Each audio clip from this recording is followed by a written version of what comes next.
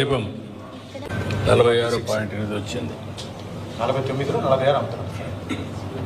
49 రాలా. Condition 35 bags 40 bags అనేది mall practice చేయకుండా వేరే వాళ్ళు అమ్మకుండా పెట్టుకున్నాం. కానీ ఇక్కడ ఇష్యూ ఏంటంటే ఎంత దిగుబడి అయితే అంత తీసుకోవాలి మీరు.